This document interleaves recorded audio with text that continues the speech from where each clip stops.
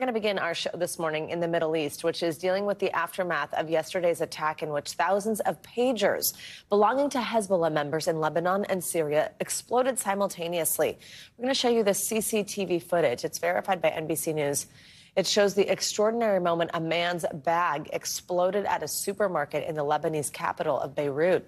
The man falls to the ground injured and yelling for help. At least 12 people were killed and thousands were left injured in the attack, which has overwhelmed Lebanese hospitals. Hezbollah blames the explosions on Israel and is vowing to retaliate.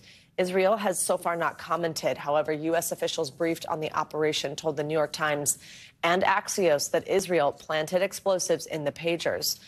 This image, also verified by NBC News, it shows a damaged pager, and you can see the brand of a Taiwanese company. It's called Gold Apollo. The company says it did not manufacture the pagers, but they say they were made by a Hungary-based company that was licensed to use its brand. Well, the attack is another blow to efforts to agree to a ceasefire deal in Gaza, which Secretary of State Antony Blinken is pushing for this morning in Egypt. NBC News international correspondent Raf Sanchez has the latest for us from Tel Aviv. Hey there, Hezbollah operatives started using pagers like this because they were worried about Israeli electronic surveillance. They believed this old-fashioned technology potentially more secure than smartphones, but that turned out to be a deadly mistake. At around 3:30 p.m. Beirut time yesterday, these pagers started exploding simultaneously in what Hezbollah says was a massive covert Israeli operation.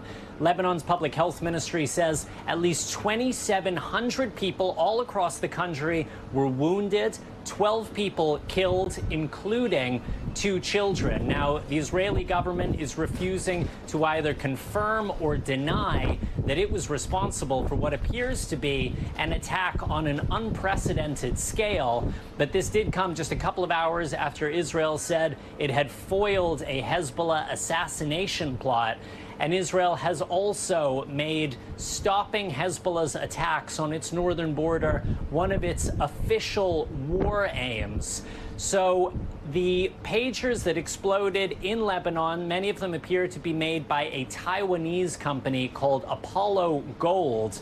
But overnight, that company coming out and saying that the model used in these attacks were actually produced by a Hungarian company that licensed its logos. NBC News contacted that company. They're saying they don't make the pagers themselves. It remains unclear exactly how this attack was carried out, but we spoke to the former director of the CIA who said it appears that Israeli agents somehow got into the supply chain of these pagers, implanting small explosives before allowing them to be delivered into Lebanon. And all of this comes at a time of spiraling tensions between Israel and Hezbollah, which of course is backed by Iran. And there are deep concerns across the region today that this could be the spark that leads to all-out war.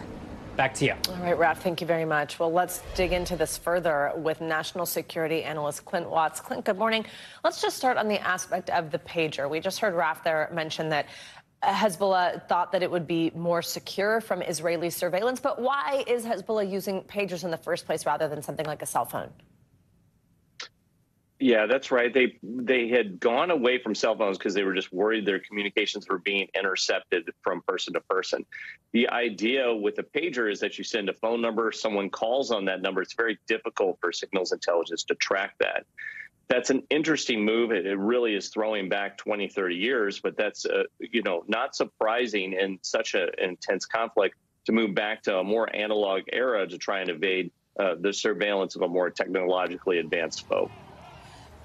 If this was carried out by Israel, as is being widely reported, and some places are even reporting, as I mentioned at the top here, that U.S. officials are confirming that, explain what you think the choreography of this was. How did they implant the explosives and carry out this operation, and these end up in the hands of Hezbollah? The first step would be them understanding that Hezbollah was going from cell phones to pagers. So that kind of reinforces the point that Israeli intelligence was superior enough that they knew this move was going to happen. Second, it would be trying to get inside the supply chain, as Rob said, get upstream, really, of the acquisition. Once they did that, there's really two ways that a detonation could occur. One would be maybe just using malware to heat it up and try and explode the battery, probably very difficult to do. Instead, getting in, actually putting something in all of these pagers, like a small amount of explosives, and then combining that with actual malware that can detonate it, which is what is most likely the scenario here, to cause such a significant explosion that it would actually go through people, go through material. You saw that with the countertop there. To do that probably requires some amount of explosive being in the device. Do you think this attack will change how Hezbollah operates? Do you think they'll move now to some other type of system for communication? Well, it's almost the second layer of disruption of their communication networks. You can think about it. They first have gotten Hezbollah to move away from cell phones, and that hurt their own intelligence. But at the same point, the backup plan for Hezbollah was these pagers, and that's how they were communicating in a way to try and evade surveillance. It does create some sort of disruption in terms of their chain of command and control, I'm sure. And it's going to be interesting to see how Hezbollah can really move to what is a third communications method now. Would they move back to cell phones? Would they move to a different sort of system? If they move to a different system, it would obviously be slower. And it really does slow down the cycles of Hezbollah's ability to control its own organization. Have you ever seen an attack like this before? Not on a scale like this. I mean, what you would see, or what we have heard about, is individual attacks that are by remote control. So a device is exploding because some sort of explosive has been there, and a signal has been used in telecommunications networks. That's something that's occurred in individual cases over probably the last decade or even 2 decades, but never have I seen anything that actually engaged 2,800 different devices simultaneously. That's definitely a new step in terms of escalation. Clint Wantz, as always, we appreciate your expertise. Thanks for joining us. This morning in New York, music mogul Sean Diddy Combs is in custody after a judge denied bail during his arraignment on Tuesday. Combs was indicted and arrested on federal charges. They include racketeering and sex trafficking. Prosecutors accuse Combs of using his business empire to threaten and abuse women. He has pleaded not guilty to all charges. NBC News entertainment correspondent Chloe Malas was in the courtroom. Sean Diddy Combs behind bars. A federal judge denying the music mogul bail following his arrest and indictment, as federal prosecutors allege Combs is dangerous and poses an ongoing threat to the safety of the community. In court, Combs pleading not guilty to 3 federal counts: sex trafficking, racketeering, and transportation to engage in prostitution. Sean Combs led and participated in criminal activity, including sex trafficking, forced labor, kidnapping, arson, bribery, and the obstruction of justice. In an indictment unsealed, federal prosecutors say since 2008, Combs abused, threatened, and coerced women and others around him to fulfill his sexual desires, protect his reputation, and conceal his conduct. As alleged, when Combs didn't get his way, he was violent, and he subjected victims to physical, emotional, and verbal abuse. Combs' arrest at a New York City hotel Monday night comes 6 months after federal authorities raided the Grammy winners' homes in Los Angeles and Miami, revealing what they say they found: firearms, including 3 defaced AR-15s in his bedroom closet, and videos of elaborately produced sex performances with multiple victims, known as freak-offs, according to prosecutors. Freak-offs sometimes lasted days at a time, involved multiple commercial sex workers, and often involved a variety of narcotics, such as ketamine, ecstasy, and GHB, which Combs distributed to the victims to keep them obedient and compliant. An attorney for Combs maintaining his client's innocence. Mr. Combs is a fighter. He's going to fight this to the end. He's innocent. It's a federal case following a string of civil suits, including one filed last week by a member of the girl group Danity Kane, as well as a settlement with singer Cassie, seen in this 2016 surveillance video being physically attacked by Combs. Cassie later filing a civil suit accusing Combs of raping and physically abusing her. The terms of their 2023 settlement were not disclosed. An attorney for Combs telling a judge that Mr. Combs is not a perfect person. These toxic relationships were mutual, adding, "Is it sex trafficking if everyone wants to be there? We don't want the federal government in our bedroom." But federal prosecutors are leaving the door open for even more arrests, saying Combs did not act alone. I'm not taking anything off the table. I was actually just a few feet away from Combs in the courtroom during his arraignment, and he was completely expressionless as the judge denied him bond. Then he was escorted away cooperatively by U.S. Marshals. Now his attorney saying that they plan to appeal this decision. Back to you. Chloe Malas, thank you very much. Let's bring in NBC News Now legal analyst Angela Sanadella for more on this. Angela, good morning. I'm going to start with the bail just because that's what meant that he spent the night in jail. They had offered up $50 million, kind of backed by one of his homes. Did it surprise you that he wasn't able to go out on bail, or does it make sense that they kept him behind bars? It does make sense. Look, judges in these cases look at two things. One, how does this impact the actual investigation and the trial? And here the judge said there's no guarantee that this man will actually show up in court if this does go to trial, that he is legitimately a flight risk. Furthermore, the fact that there was allegations of witness tampering involved, even though they weren't in the indictment, that itself could impact the investigation significantly.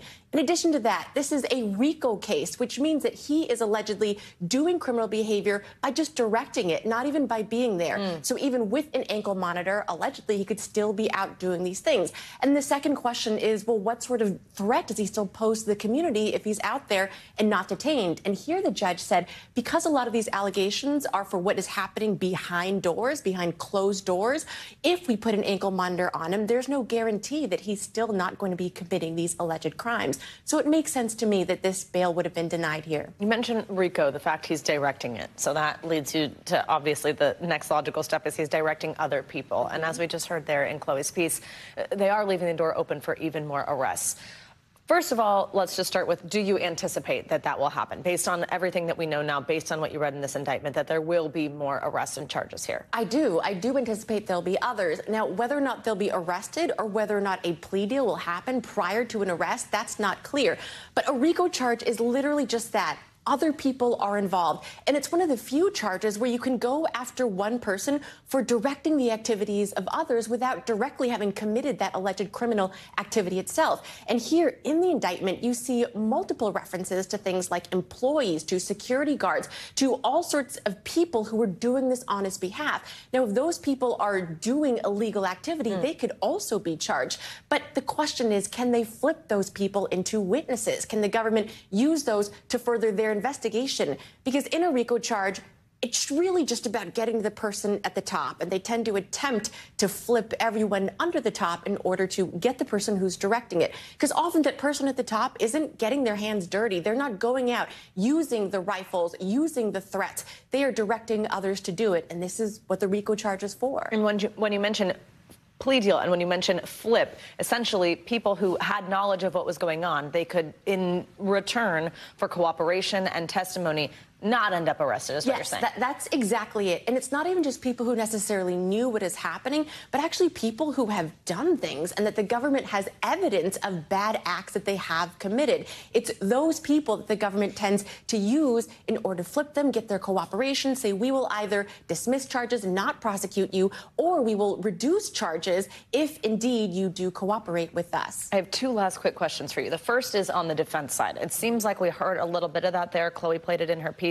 saying a rough draft of this said, if everyone wants to be there, is it sex trafficking? What do you make of what we could see from a defense? Okay, so there's three different charges. And I think for the first charge of sex trafficking, this is a defense that he will use. And this is where I do question the footage of the freak-offs that allegedly are evidence that the government has. Those could go on both sides, right? If you see consenting adults engaging in this activity, it could possibly be a defense. But that's why the government here brilliantly stacked the other charges. RICO, that doesn't even involve the sex crimes or the alleged assault. That's just him directing the threats of violence and the alleged kidnapping, the arson. So directing other people, it's almost sprawling. So even if they don't get sex trafficking because of consent, they can still do RICO. And then the third is the easiest, which is just interstate transportation for prostitution. If they have any digital records there, flight logs, that's pretty easy for the government to prove. On the flip side of that, I think when you see a video like the hotel surveillance footage with Cassie, when you hear these charges, it's easy to just think, oh my goodness, well,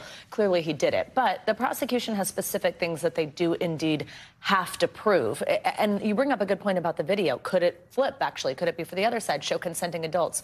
What for you is the one specific thing that the prosecution has to do in order to prove what he had done wrong? Okay, so the hardest thing for the prosecution here that they have to do is get more witnesses and get more victims. And that is a concern here when there's threats overall. So if it does come down to just the testimony of, for example, one witness or for one victim versus Diddy, unfortunately, that can be difficult in front of a jury. But the question here is volume. If they can provide a number of witnesses, a number of victims, look, this is not just one charge of assault. This is sprawling. This is RICO, sex trafficking at scale. Then the government has a really good shot. But we know it's so hard for victims to come forward for many reasons, especially here when the defendant has an alleged history of attacking, assaulting, going after the livelihood of anyone who's willing to go forward. So it's a question of how well the prosecution can convince victims to come forward. Angela Sanadella, fascinating conversation. Thank you very much for joining us this morning. Well, now let's get to the race for the White House. There are just 48 days to go until Election Day. Former President Trump will be in New York for a rally with supporters on Long Island later tonight. Mr. Trump returned to the campaign trail last night in the battleground state of Michigan. That was his first event since last week's apparent assassination attempt. He took part in a town hall. It was hosted by his former White House press secretary and now Arkansas Governor Sarah Huckabee Sanders. The former president talked about the incident for the first time. It's a dangerous business, however, being president. It's a little bit dangerous. It's, you know, they think race car driving is dangerous. No. They think bull riding, that's pretty scary, right? No. This is a dangerous business, and we have to keep it safe. NBC News correspondent Dasha Burns, she's been following the Trump campaign. She joins us now with the latest. I'm happy to see it looks like you might be home for a quick minute. Dasha, good morning. Good to see you. First, tell us what else he said regarding what happened at his Florida golf course. Hey, Savannah. Yeah, quick pit stop at home before I'm off on the campaign trail again. And you're right, this was the first time he talked publicly at a campaign event about this incident. He recounted those moments when he first heard those gunshots, which turned out to be from one of his Secret Service agents firing at the alleged gunman. Take a listen. I have to say, Secret Service did a hell of a job. They really did. One of the agents was walking a couple of holes in front, and he saw a rifle, AK-47. That's serious stuff, right? This was an AK-47. And he saw the barrel of the gun coming out from a bush. Can you believe it? This guy was all set. He was all set to do his number. And there was no talk. He didn't say, hello, what are you doing here, please? And he ends up getting shot himself. And Savannah, he also recounted his phone calls with both President Biden and Vice President Kamala Harris in the aftermath of this, saying that they were gracious, they were very nice phone calls. And in terms of the heated rhetoric we've been talking about lately, pretty toned down at this event last night, Savannah. So, Dasha, this was in Michigan. It's a state that both Mr. Trump and Vice President Harris are looking to win. Back in 2020, forgive us if you can hear some noise happening in the studio, Joe Biden won the state by nearly 3 points. Donald Trump narrowly won it back in 2016. But then let's conversely flip that to him coming to Long Island, a reliably blue state here in New York for an event tonight. Walk us through the strategies here for these campaign choices. Right. I mean, the former president is very, very unlikely to win New York. The last Republican who won the state was Ronald Reagan.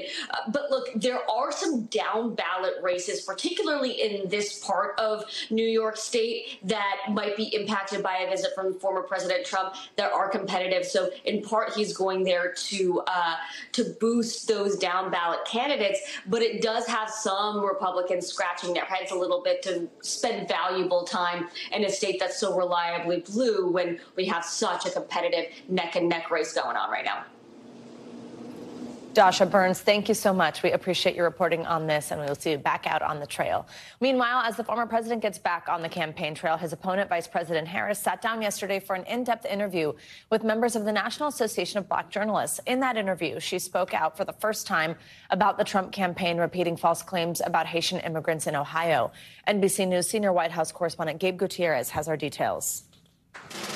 Vice President Harris with her first extensive public comments on the false claims being made about Springfield, Ohio. It's a crying shame. I mean, my heart breaks for this community. She says former President Trump and J.D. Vance are amplifying hateful rhetoric that Haitian immigrants are abusing pets, which local officials say is not true. And I think most people in our country, regardless of their race, are starting to see through this nonsense. When you are bestowed with a microphone that is that big, there is a profound responsibility that comes with that. Harris speaking to the National Association of Black Journalists, which held a contentious session with former President Trump in July, where he falsely questioned the vice president's racial identity. I didn't know she was black until a number of years ago when she happened to turn black. Harris also responding to criticism from Republicans that she caused the problems she's now vowing to fix. It's like Kamala. Day one was 1,400 days ago. What the hell have you been doing the whole time? Why don't you stop talking and get to work? As she was pressed, are Americans better off now than they were 4 years ago? We had then a lot of work to do to clean up a mess. As of today, we have created over 16 million new jobs. Is the price of groceries still too high? Yes. Do we have more work to do? Yes. She never directly answered the question yes or no, and also gave an indirect answer when pressed about whether she would continue the Biden administration's policies in Gaza, only saying the war has to end by getting a ceasefire deal done. Back to you. All right, Gabe, thank you so much. Well, later today, we are finally going to get an answer on how much the Federal Reserve is going to cut interest rates after a run of hikes in an effort to tame inflation. That decision is expected to come down around 2 p.m. this afternoon. It's going to be the first time since March of 2020 that the Fed will cut interest rates now that the skyrocketing inflation of that post-pandemic era has started to cool off. The welcome news comes as drivers across the country are enjoying gas prices that are just dropping as 16 states now have average prices of less than $3 a gallon. Huge news. Joining us now with more on all of this is our friend Investopedia editor-in-chief, Caleb Silver. Caleb, great to see you. Good morning. So before we get to today's big decision from the Fed and your countdown clock, let's first just talk about those gas prices. They've been trending down all year, but I mean, that's a steep drop down to below $3, something with a 2 in front of it. That's amazing. Do we expect that to continue? Well, I'm out in California, and as you know, Savannah, gas prices are nowhere near $3 or more like $4 to $5. But in general, they've been dropping. And that's very good news for consumers. You wonder why the economy is still growing. Lower gas prices stir consumption. When people see lower gas prices, when they pull out to fill up to begin the week, or small businesses, this is a very big deal. So that is really a sign of demand. Less demand from China, and also OPEC, which does pump a lot of the world's oil, has produced less oil and promises to cut their production cuts. So you have less demand, and that means prices are going to keep lower, and we're driving less than we were a year ago, 2 years ago. All of those things add up to lower gas prices, which means more money in people's pockets, which means more spending, especially on things like going out or taking a vacation. There you go. All right, now give us the countdown clock. How far away are we from this meeting? Well, I was just looking 6 hours and 27 minutes because nobody's counting. I'm really caring about what happens at the meeting and the press conference with the Federal Reserve, which is expected to cut interest rates today. The question is